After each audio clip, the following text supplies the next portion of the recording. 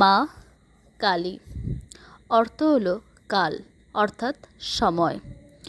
আর কাল সবাইকে সময়ের সাথে মুক্তি প্রদান করে। মা তোমার রং কালো অর্থাৎ আকাশের মতো অনন্ততার প্রতীক।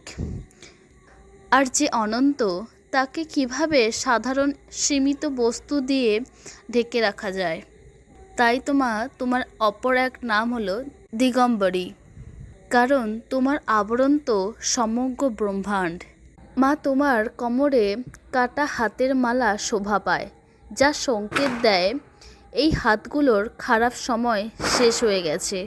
মা তোমার গলায় মুন্ডর মালা এটা বোঝায় তুমি ওদের খারাপ বিচারের উপর নিয়ন্ত্রণ করেছো, আর মৃত্যুর পর তার আত্মা তোমার মধ্যে সমাহিত হয়ে গেছে। মা তোমার কপালে সৌন্দর্য বাড়ানোর জন্য অর্ধচন্দ্র, যার প্রতীক হলো তুমি জীবনদায়িনী।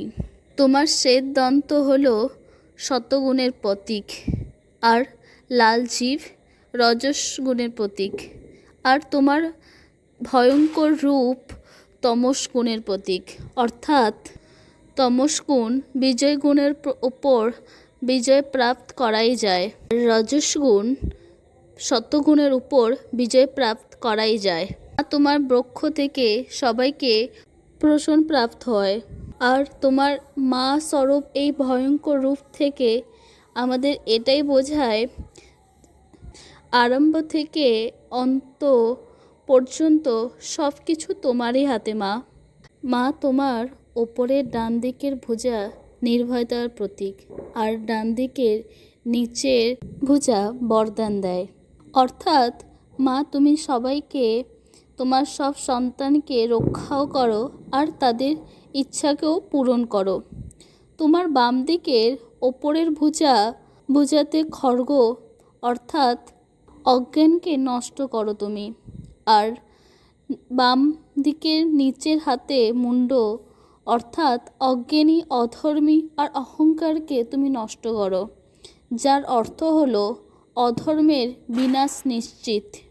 সবথেকে মাহাত্ম্যপূর্ণ হলো প্রভু মহাদেব তোমার চরণে থাকে, অর্থাৎ শিব শক্তি সবসময় একসাথে আছে, যার মানে হলো ব্রহ্মাণ্ডের সন্তুলন স্থাপন করে।